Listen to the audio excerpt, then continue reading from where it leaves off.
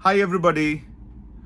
सो एक बच्चा मुझसे रिसेंटली मिला और उसने मुझसे सीधे सीधे ये सवाल पूछा कि सर चीजें याद नहीं रहती, कैसे याद रखूं। तो I give him a simple सा एग्जांपल। वही चीज मैं आप लोगों को भी बताने जा रहा हूं कि भाई चीजें याद रखने के ना बहुत इजी ट्रिक्स और तरीके होते हैं। अपनी जिंदगी से आप चीजें बहुत अच्छी तरीके से याद रख सकते हो।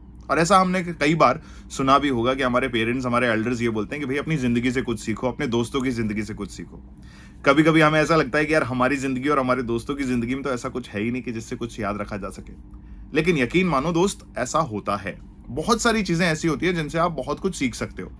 जैसे अगर मैं पीरियोडिक टेबल की बात करूं तो उसको याद रखने के लिए आप लोगों ने डेफिनेटली निमोनिक्स बना रखे होंगे, क्योंकि मैंने भी बनाए थे, राइट।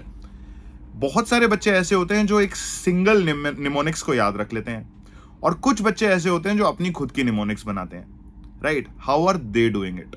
उनकी जिंदगी के छोटे छोटे एग्जाम्पल्स, छोटी छोटी चीजें लेकर के उन्होंने निमोनिक्स डिजाइन कर लिए, और अब उन्हें पीरियोडिक टेबल याद करने में कोई परेशानी नहीं होती, राइट। तो ऐसी ही चीजें आप लोग भी ढूंढ सकते हो।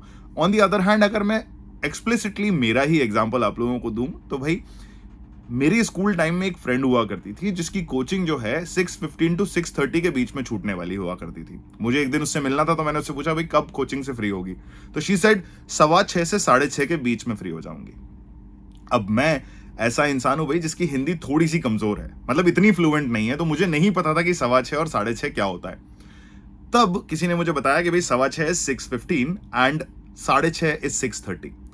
तो उस दिन से आज तक जब भी मुझे कोई भी कंफ्यूजन होता है रिलेटेड टू टाइम, या मुझसे कोई ऐसी चीजें बोलता है, तो मुझे वही एग्जाम्पल याद आता है। और तब मैं समझ जाता हूं कि अच्छा 3:15 का मतलब 3:15 है, एंड 2:15 का मतलब जो है 2:15 है।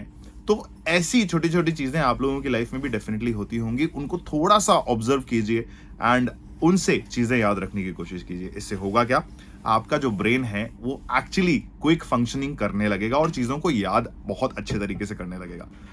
Thank you so much.